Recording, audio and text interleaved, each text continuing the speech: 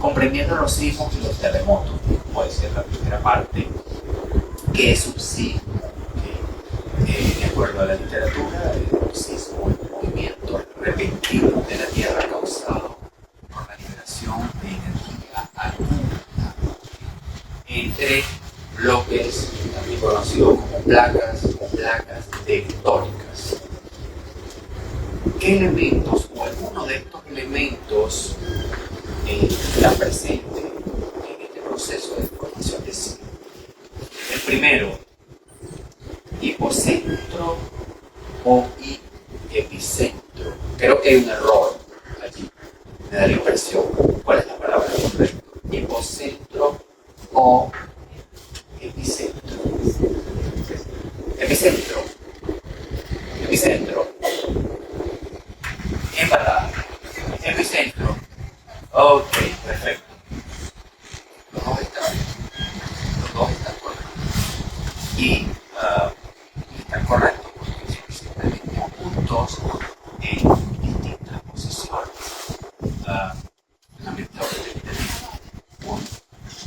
no voy a estar allá con ustedes, pero ustedes ven aquí el punto, la parte central que dice foco móvil. Es el punto de donde esa gran cantidad de energía es liberada, es el hipocentro. ¿Okay? Y la proyección en superficie es el epicentro. Entonces, vamos a conocer también el hipocentro, realmente es como poquito conocido. Entonces, cuando la gente le diga, oye, el epicentro fue en el punto X, vamos a ponerlo por ya, vaya, que nadie, no afecte a nadie en las coordenadas X, X. Entonces, ahí están hablando del punto en superficie. ¿Qué otro elemento interviene en este proceso? Las fallas. Las fallas son simplemente conocidas como fallas ecológicas. ¿Okay? Está claro el hipocentro y el epicentro, ¿cierto? En esa falla que está en la pared, el punto rojo que es un voluntario, el amigo que quiere participar. En la pared hay una falla. ¿Qué es una falla? Tiene que ser eso, una falla. Una falla es en un bloque es fracturado y se genera. Esto era una estructura completa, vino un esfuerzo y me separó. Fíjense que aquí es lo que en geología se llama estratos. Es decir, en un momento geológico fue la superficie. Esta superficie está acá, pero el esfuerzo geológico fue tan fuerte que desplazó este bloque hacia arriba.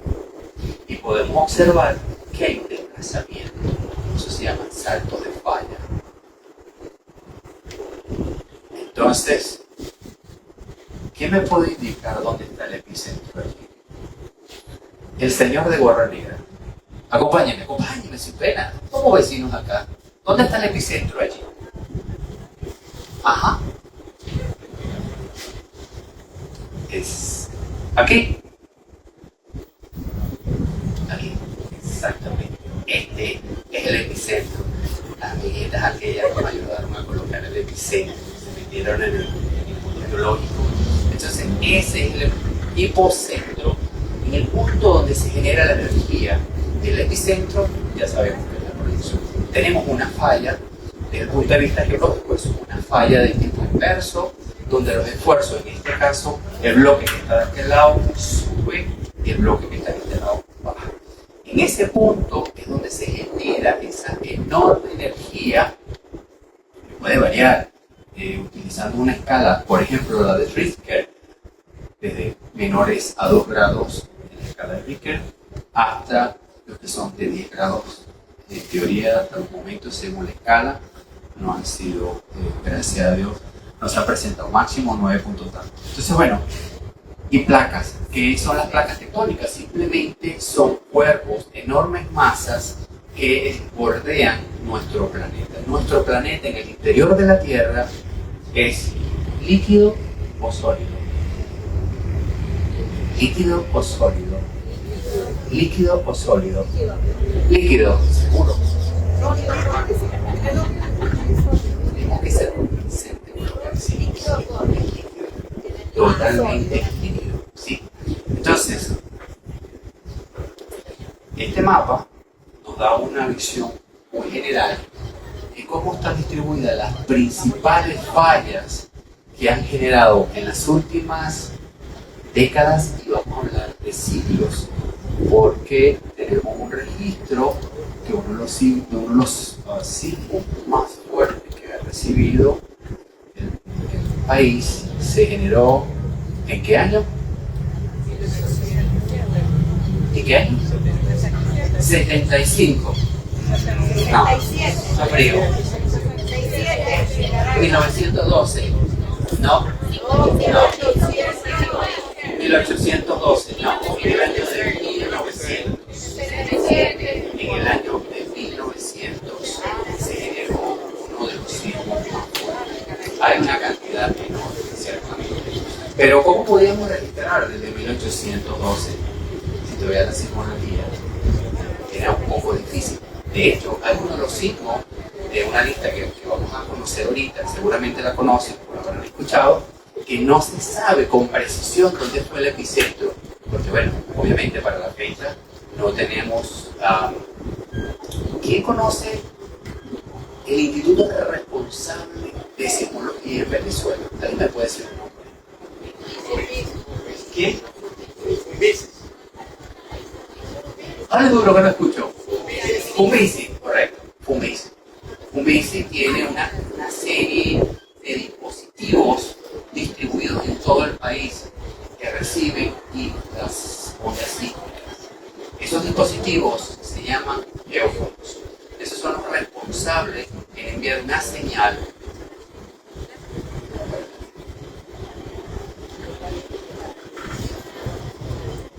responsables de enviar esa señal al instituto y se van registrando.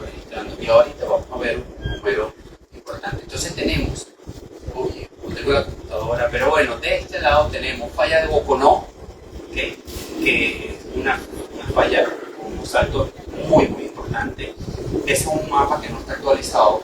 Claro, no está actualizado porque este tipo de mapa en la industria petrolera, yo trabajo en la industria petrolera, obviamente tenemos acceso a información mucho más reciente, y en el lago de Maracaibo se forma prácticamente un triángulo entre lo que es la falla de Boconó, la Oca Tancón, que está en la parte de allá, y de este lado tenemos fallas de Perijá. ¿Okay? Estos son dolores de cabeza. La siguiente es bien fuerte, la Victoria, tenemos la de San Sebastián, ¿okay? Tenemos el Pilar en la parte norte, el norte de Sucre, y tenemos otro conjunto de fallas que van a ser terminadas de todo. Eso son fallas totalmente comprobadas, registradas, y que en las últimas décadas hemos visto un conjunto de sismos que se dan allí. Les hablaba de las placas. Este es un mapa mundi, donde tenemos cada división es una placa tectónica. Nosotros estamos por acá, placa Suramérica, al norte tenemos Venezuela y al norte tenemos la placa Caribe. De este lado, o sea, hacia el Pacífico, tenemos una gran placa, que es la placa de Nazca, y es la que tiene un proceso de subducción. Es simplemente esto. Esto es placa Suramérica y la oceánica ahí atrás. Es el responsable de los terremotos tan fuertes que han sufrido nuestros amigos chilenos. ¿Por qué? Porque simplemente es un proceso donde la placa empieza a entrar, y cuando ella hace esta liberación es lo que genera los enormes cantidades de energía. Entonces, el planeta está conformado por ese conjunto de placas tectónicas, son las responsables. Si ustedes pueden observar, a pesar de que el límite de placa del Caribe está por encima de los límites territoriales de Venezuela, ha generado un sistema de fallamiento que, como la vimos en la lámina anterior, pasa por Perijá, parte del lago y toda la cordillera de los Andes. Bien, otros responsables que se desprenden de los los tipos de ondas. Existen 4 tipos de ondas.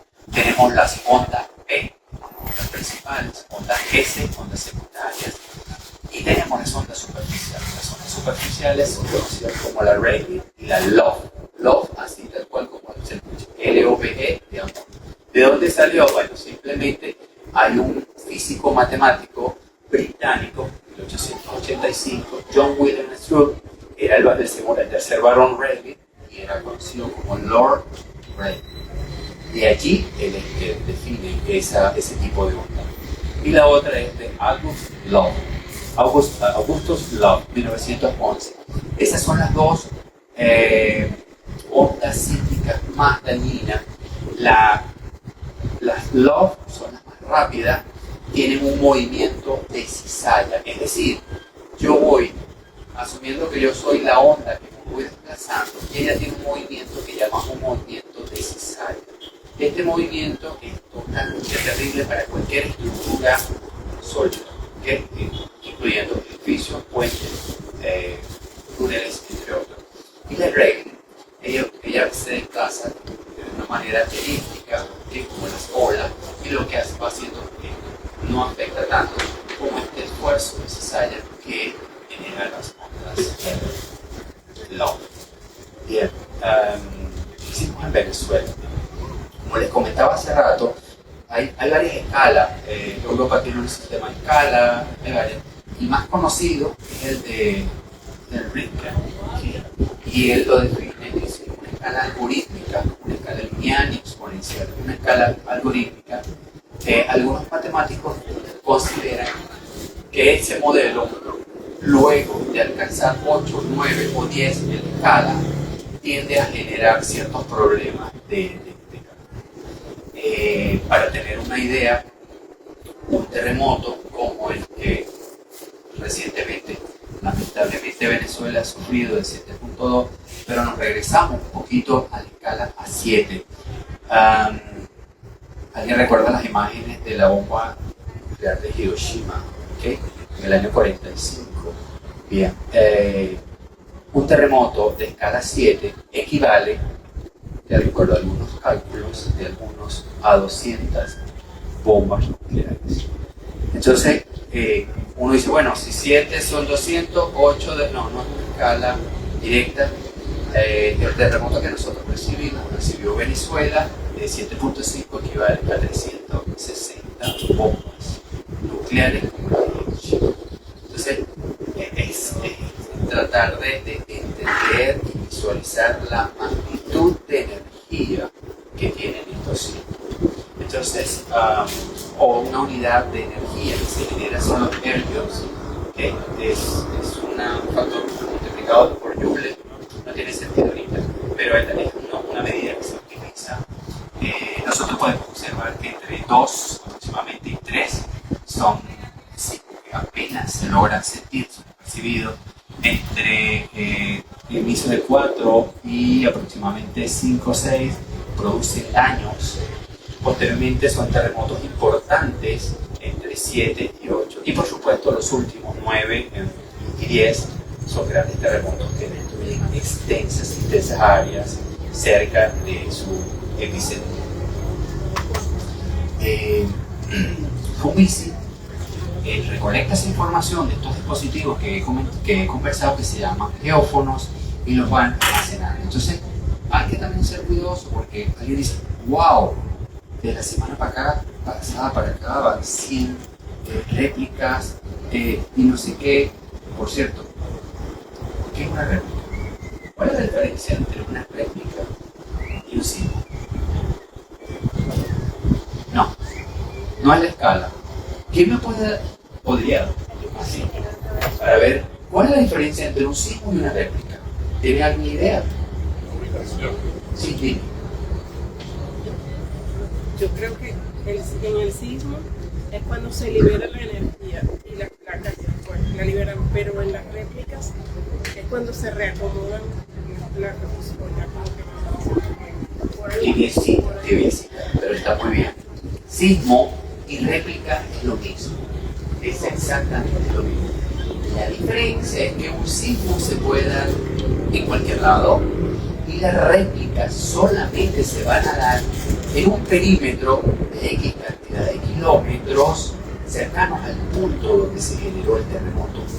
Y sí tienen esa función. La función es un reacomodo, porque bueno, ese movimiento, ese sismo fue tan fuerte que evidentemente afectó otros, porque cuando tenemos una falla, no tenemos una falla única, tenemos un conjunto de fallas y fallas más pequeñas. Cuando se da ese movimiento tan fuerte, estas fallas pequeñas toman una posición y ellas naturalmente, por ser un cuerpo dinámico del planeta, tienen a reacomodarse. Ese proceso de reacomodo es lo que se llama réplica. Entonces, es importante que cuando la gente ha dicho toda esta semana, mira, es que van 200 réplicas y ¿cuándo van a ir a parar? De acuerdo al Instituto Científico de Investigación Científica, UBICI, tenemos aproximadamente, podemos hacer una clasificación en sismos que están por debajo de 3 grados en la escala de Richter. ¿Cuántos se dan? Miles. Y Venezuela. No estamos hablando de una estadística mundial, porque claro, de repente nos vamos a países donde no estamos tan cerca de estos sistemas de falla, pues evidentemente lo van a sentir. Pero Venezuela registra miles de movimientos sísmicos con una escala por debajo de 3. Entre 3 y 3.5, cientos a más de 1000 por año. 1000 por año. Entonces, el hecho de que desde la semana pasada hasta acá haya, no sé, 100, 200 o 300 réplicas, es normal. Entonces, es importante que podamos entender cómo funcionan las cosas y cosas que no podemos cambiar en la naturaleza ninguna de ellas. Simplemente nos podemos preparar y conocer y ya saber este tipo de cosas.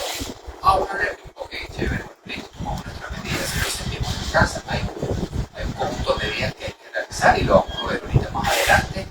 Por favor, hacen el tránsito cuando falte poquito para darle rapidez. Entonces, de 4 a 4.9 docenas por año, y ya 4.9 que nos ha sentido, saben que son, ponemos así como que puta, ¿será que corro o no corro? De 5 a 5.9, entre 1 y 10 por años, y mayores a 6 cada varios años. ¿Okay? Entonces, eso significa que el Instituto de Investigaciones Científicas y Sismológicas de Venezuela registra una enorme cantidad de sismos en Venezuela. Entonces, es importante que tenemos que entender que vivimos en un país donde la sismicidad es alta y no nos vamos a acostumbrar, pero sí nos debemos prepararnos para este tipo de cosas. ¿Okay? Tengo amigos en Chile, como seguramente muchos.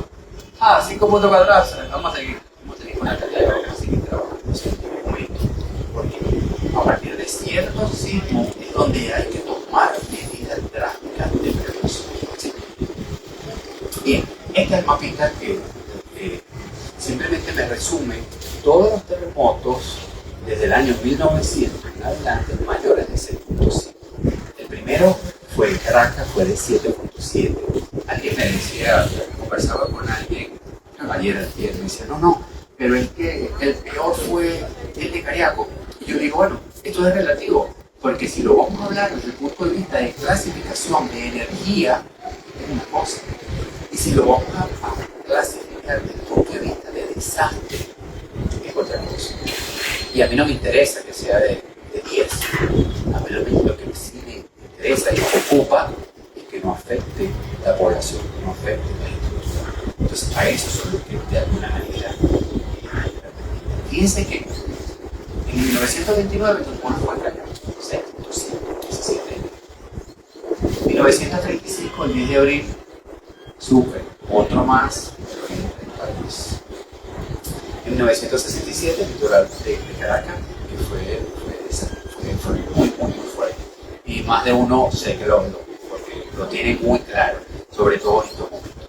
Lo conocen, 1967, de 1997, por supuesto, a pesar de que todo el mundo dice, no, ese fue el terremoto de Cariaco, pues, miren dónde fue el epicentro, fue William, pero bueno, por distribución, por onda, por una serie de factores, Cariaco fue el que realmente sufrió devastador con el tema de la 2018, perdón, yo creo que es ese, si se acuerdan. Casualmente yo estaba en la oficina, yo soy brigadista de piso y soy voluntario de la empresa. Y tenía un voluntario brigadista al frente y parecía como un perrito en autopista. No hay lámparas. Yo digo, pero cálmate, las lámparas se movían. Era muy fuerte. Es que tengo que ir a buscar a mi esposa. Mira, agarré la columna. Aquí está, ok, esta es la viga, listo.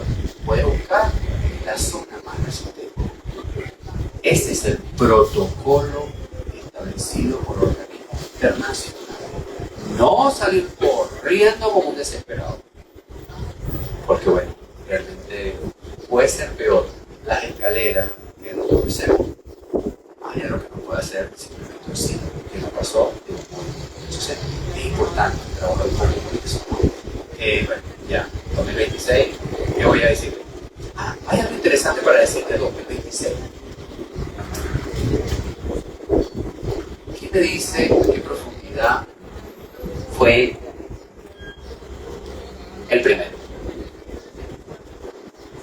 Si yo le estoy hablando de profundidad, ¿de qué le estaría hablando? Del epicentro.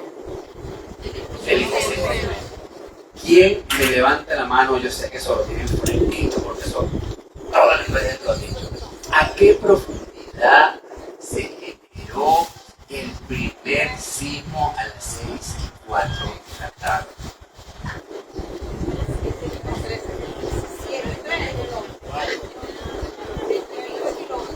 13. No, váyanse rapidito en Instagram.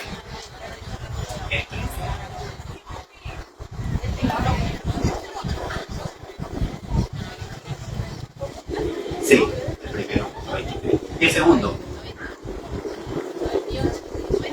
El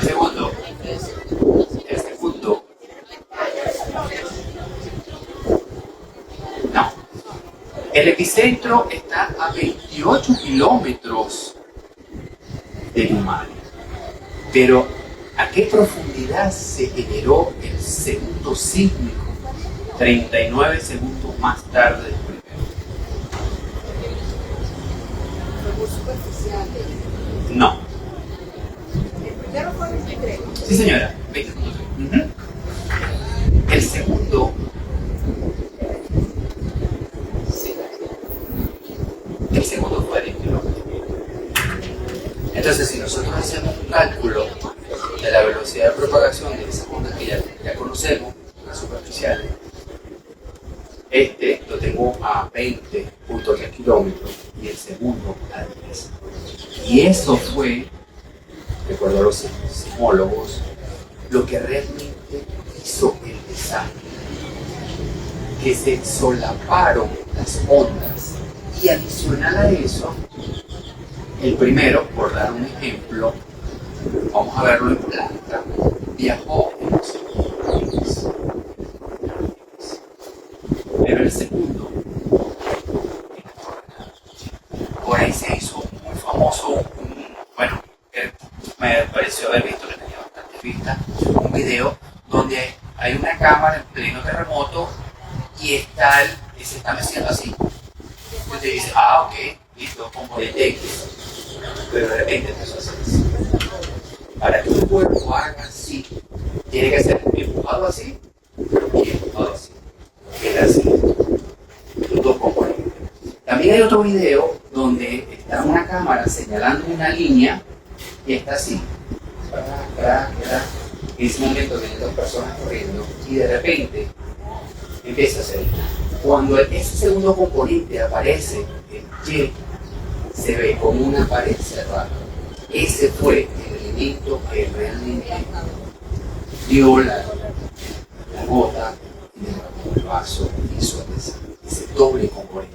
Y seguramente Primero porque estaban en una distancia relativamente muy cerca, ambos, uno de los fue el sistema de falla de Puerto Cabello y el otro el de Boconó. No fueron a la misma profundidad, sino que este genera, empieza a subir y luego este. Entonces, en algún momento, las ondas en la parte sólida purificaron muchísimo, se solaparon y se incrementó esa energía que realmente generó.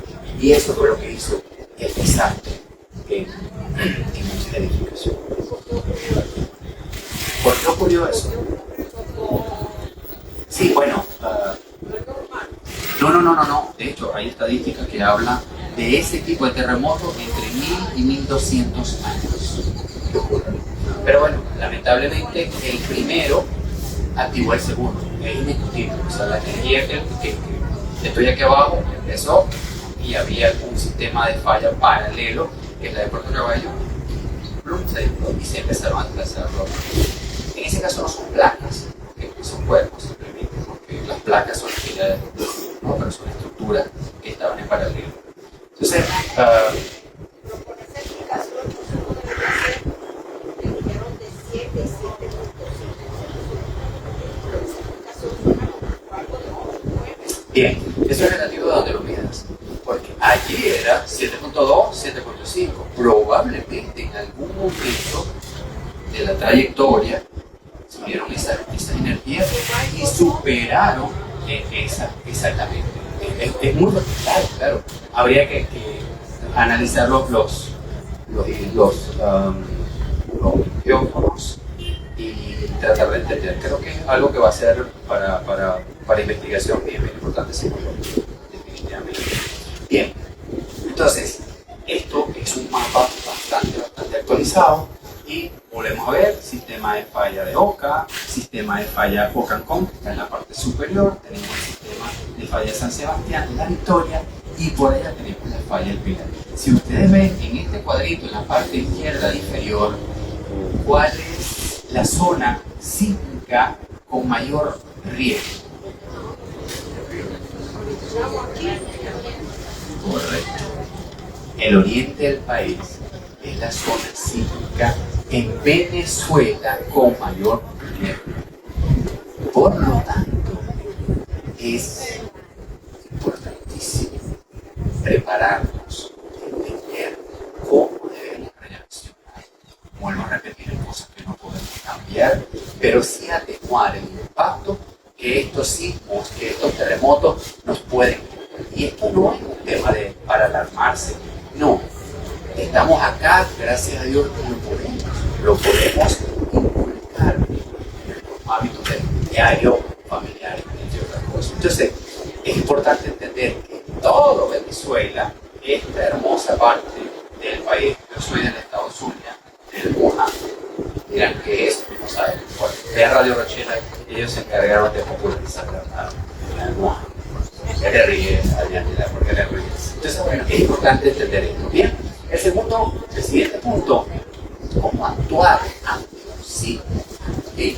Cómo debemos hacerlo antes del sismo, durante el sismo y después del sismo. ¿Sí? Antes del sismo, plan de emergencia. Diseñar un plan familiar y comunitario. Tenemos muchas edificaciones, tenemos muchos conjuntos, muchas residencias, entonces esto es importante que se lleve a un nivel comunitario. Por supuesto, debemos tomar la iniciativa en el hogar y tratar de llevar eso. Esto incluye cuáles son las rutas de evacuación, puntos de encuentro y protocolos para regular los ataques de pánico. Que, bueno, no se critica, cada quien tiene un sistema nervioso, funciona de qué forma, pero es importante tratar de respirar, llevar la calma. Necesito estar bien porque hay alguien que depende de mí, mi mamá, mi esposo, mi papá, etc. ¿no? Entonces no podemos perder el control. Mochila de emergencia. Alguien me dice, ay, no, yo no voy a estar cargando esa broma. No, eso. Mira, seguramente más de una persona aquí tiene un cuadro en su casa que debe tener como 18 años guindado allí. Seguro. Agarren un un bolsito rojo que diga Cruz Roja, cualquier cosa, le meten documentación, le meten agua que no se dañe. Y por acá, si lo cambiamos, linterna, este tipo de cosas que más adelante lo vamos a ver. Y lo colocamos allí, nada, se ve feo, no importa, pero eso nos puede salvar, la vida. El día viernes estamos en el Petunia, y logramos conseguir pasaporte, cédula, una serie de documentación. Y eso enseguida todo el mundo recoger esa catraca y lo entregamos. Porque eso permitía conocer mucha gente que estaba allí y que a lo mejor no había sido reportada, tenía familiares que no reportaran. Entonces, de repente, ¿no? ¿Qué otra cosa podemos tener? Asegurar el entorno, fijar a la pared los muebles altos y eliminar obstáculos en la ruta. Eso es importante. A veces colocamos ahí cositas medio recortadas. Hay que tratar de asegurar. Los que viven en casa, estos materos colgantes que son bellos, hermosos, pero que están prácticamente en plena salida, pues hay que tratar de abrir, porque es el ejemplo que salió el columpio. En esta salida normal, vamos a salir de forma normal, no como uno desesperado. Más que tanto, no puede ¿sí? Durante el sismo. ¿Qué se puede hacer durante el sismo? Lo tener. Agáchate, cúbrete y sube. Tírate al suelo. ¿Por qué tírate al suelo? ¿Por qué me tengo que tirar al suelo? No loco que escribió eso. ¿Por qué hay que tirarse al suelo? No, si estás en el suelo, ¿te das cuenta? No. Porque tengo más equilibrio. Exacto, correcto. En este movimiento, en este doble sismo, he escuchado gente, a mí me agarró, no sé quién conoce la iglesia del Marqués. A mí me agarró la iglesia del Marqués. El sacerdote decía, no, cálmese. Yo agarré a mi esposa, agarré a mi bicicleta, vamos, salimos. Y obviamente, como sacerdote, pues, todo se vino abajo. La banca donde estábamos quedando. O sea, uno herido, un sacerdote porque un bloque le cayó el pie, le quitaron la bota y tenía el pie. Todo. Y un chico que le cayó saliendo de la iglesia, estas tablillas de arcilla, le cayó muy cerca. Y vamos así. Cuando yo ya estoy en plena, tengo visualizado mi punto seguro en mi hogar, yo me puedo ir tras y seguramente voy a tener mucho más equilibrio que tratar de ir caminando hacia el otros. Entonces, protegerse la cabeza. Este chico dijo, no, lo primero que agarró fue el libro y importa, se lo acomodó buenísimo. Hay que cuidarse la cabeza porque son los puntos más vulnerables que tiene. Podemos vivir sin un bracito, sin una pernita, pero vuelve una lesión. Pues, adiós. Entonces tenemos tantas cosas que nos pueden afectar. Entonces hay que protegerse la cabeza. Colocamos ambas manos detrás de la nuca y del cuello, entendiendo el rostro entre los brazos. Y por último, mantenernos alejados del peligro. Alejarse de ventanas.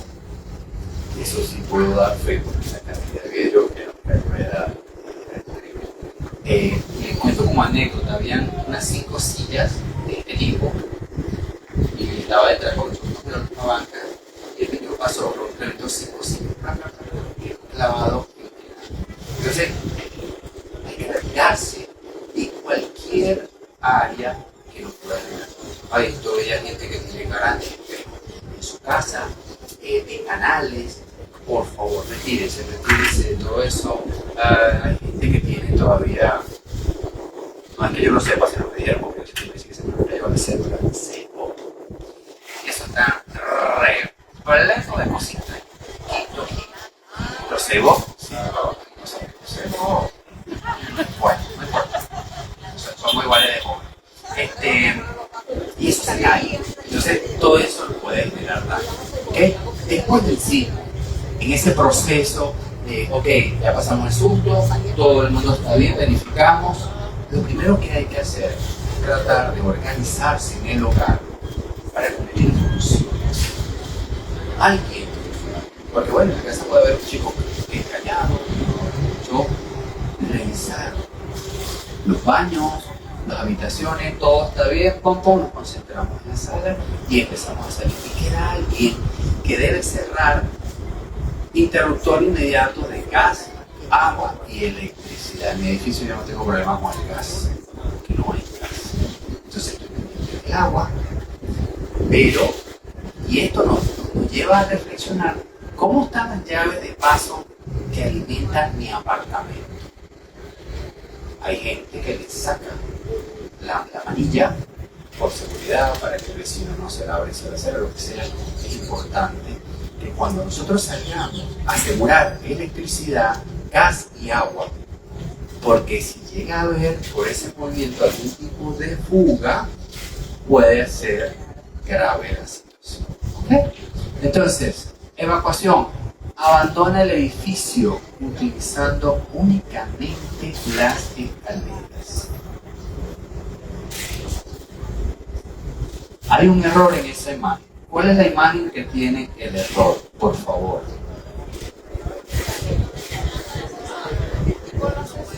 El tipo del ascensor. No hay ascensor en la imagen. No, esa es una salida. ¿Es una salida? De hecho está en teoría la cocina. La segunda. ¿Cuál es la primera para ti? ¿Cuál es la segunda? La segunda tiene la mala. ¿Por qué? ¿Por qué? Ya va. Exactamente. Pueden ver la distancia de la chica y está prácticamente pasando 2 escalones por cada paso. Está corriendo. Está como Marta Sánchez, desesperada. Y no, después de un sismo, no podemos estar desesperados. O sea, porque ya pasó, ok, todo el mundo tranquilo, respiramos, vamos saliendo, tú, somos 4, no falta nadie. Madre que estoy durmiendo por allá, se duerme como hasta las 11 de la mañana y nadie se duerme. Okay. Entonces, verificar en todas las habitaciones que todo el mundo esté saliendo. ¿Ok? Bien, ¿qué otro elemento tenemos o acción? Mantener. Debemos tratar en la medida de lo posible de buscar información en canales oficiales. Porque hoy en día, con el tema de redes sociales, hay una competencia increíble, enorme, tratando de buscar más. ¿Ok? Y entonces hay gente que pone un video a alguien hablando y mire lo que está diciendo, y chun, pero no sabemos si esa persona es la persona responsable, que es autorizada para dar información. Entonces ahí comienza la gente, no, que hay no sé cuántos fallecidos, no sé cuántos heridos, no sé cuántos edificios. Sí, lamentablemente es así, usted tiene razón, pues. Pero tampoco podemos creer en todo el que levanta algo con las redes sociales. Yo no sé quién es peor, si los canales oficiales o las redes sociales. Tiene razón. Porque los canales oficiales dicen Tiene razón. que bueno. Y ese acoso a las redes sociales lo que hace es enfermarse. Tengo cualquier cantidad de amigos que me llaman y me dicen que no puedo dormir. Pero, ¿qué pasó? No, la situación del país, pero ya vaya a tu casa. No, está bien, no, yo estoy en el chequeto. Entonces, si yo no tengo la capacidad de poder controlar esas emociones que me generan ver esos videos, señores, cerremos el teléfono. Cerremos el teléfono. Ayer estuve en Marfil, por el Caripito. No sé si alguien conoce por aquí Caripito. Chévere, estuve en una inspección de una planta y alguien me dijo, ya anoche soñé que el edificio ya va. Pero tú no vives en una casa. Sí, claro, pero en el sueño yo estaba en un edificio. Oye, es un tema que ya el subconsciente está tomando esa imagen que ya está trayendo. Cuidado, hay que ser cuidadosos por eso, ¿sí? Entonces, bueno, plan de emergencia familiar. Identificación del riesgo. Evalúe la estructura de su vivienda y asegúrese de que los objetos pesados estándares, manteros, lámparas que pueden caer. Sé que no todos los edificios, pero en su mayoría es importante dedicarnos un momentito y tratar de evaluar dónde están las principales vigas, ¿ok?, que conforman mi vivienda, ya sea apartamento o casa, y tratar de acordar con el núcleo familiar cuál va a ser el punto de concentración en la vivienda durante esos ciclos. ¿Okay? Entonces es importante. Si tenemos algo que nos destruye, porque de repente no, yo compré un televisor 150 pulgadas y el bicho, cuando abro la puerta para entrar al apartamento, tengo que correr el televisor y cuando cierro, vuelvo a poner. Oye, no puedo tener nada que me obstruya la salida. Y yo estoy hablando de apartamento porque yo vivo en un apartamento, pero sé que vive mucha gente que tiene que vivir en casa. Y ocurre lo mismo. ¿Sí? Bien, rutas de evacuación. Determine y despeje los caminos más seguros para salir de casa o busque zonas seguras. Hay casas que tienen salida tanto por delante como por detrás. Entonces, identifique, defina. Cuando esto ocurra, vamos a salir por acá, ¿no? Encontramos aquí en la sala, en el pasillo, lo que sea. Pero hay que crear un plan. Y para aquellos que tienen chicos, involucrarlos, que para ellos sea normal esa cuestión. Protocolo de actuación. Eduque a la familia para que durante el sismo mantenga la calma y aplique la maniobra. Ya la dijimos anteriormente, agacharse, cubrirse y agarrarse. ¿Okay? Eso es lo de la mesa, bueno, es muy relativo, porque en mi casa hay una mesa que tiene un vidrio como de 19 milímetros. O sea, la descarto. Pues todo el mundo, no, métete bajo la mesa. No, ya va, depende del tipo de mesa que yo quiero. ¿Okay? Entonces, bueno, siempre buscar algún de puertas que tengan marcos, etcétera, que tengan vigas, etcétera. ¿Okay? ¿Señora? Sí, lo que pasa es que si usted vive al lado del río, cuando llega allá le va a dar un infarto. Todo lo que mueve. Ah, no, pues claro. No hay que ir tan lejos. Solamente hay que buscar un espacio que no tenga un edificio cerca, que no tenga una enorme pared que me pueda caer encima. Y que, no, me voy a poner aquí al lado del posta. No, el posta no, eliminado. No puede ser. ¿Okay? Preparación de los niños. Ya estamos terminando. Conversación anticipada. Hable con los niños sobre qué es su ciclo, qué deben hacer de forma tranquila y sin generar terror. Conocer el plan disminuye el riesgo. No es que, tranquilo. Ya va. Si yo voy a transmitirle tranquilidad, debo respirar, que ya se pasó, vamos todo de forma ordenada a salir.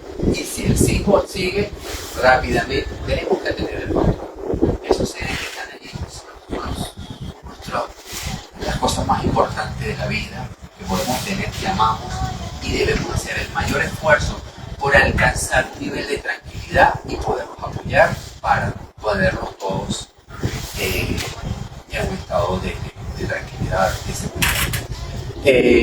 Prácticas constantes, realiza simulacros. Esto es importante. Sé que esto puede que vuelva a ocurrir dentro de 14 años, 15 años, 20 años, no tengo ni idea. Y la gente va a decir, bueno, papá, ya tengo 2 años haciendo esto y no ha pasado nada.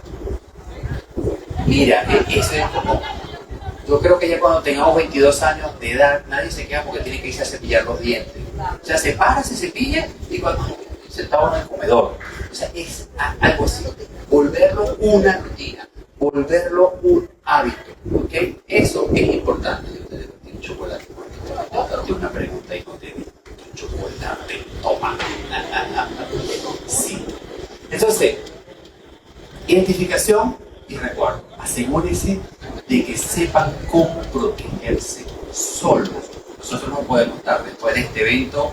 Tengo una amiga que me dice, estos días fue a salir a hacer una compra y se fue el perro, la chica que cuida a la nena, todo el mundo. Y Entonces, ¿dónde van? No, aquí abajo del supermercado. ¿Pero por qué si yo voy a comprar? No, vamos a quedar aquí. Vaya, va, esto pasó, ¿ok?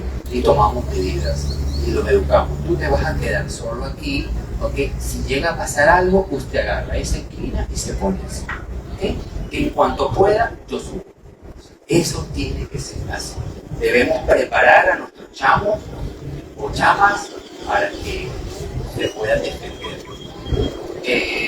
Y si son mayores, por supuesto, inculcarle que ayudar a los más chicos de la casa. ¿Sí? Tengo 10 minutos. 5 minutos. Ok, listo, ya vamos a terminar. Uso de la mochila de emergencia, pues ya lo hemos hablado, pero en este caso vamos a estos chicos, vamos a involucrarlos. Mira, ven acá, ayúdame, vamos a hacer esta mochila. ¿Quieres un juguetico? Bueno, ¿cuál es tu juguete preferido? Vamos a meterlo acá. Un libro, ¿te gusta este cuento? Vamos a meterlo acá. Y, exacto, es enseñarlo que eso hay que hacer, ¿ok? Para cerrar, Benjamin Franklin decía que una onza de prevención vale más que una libra. Muchas gracias. Bien.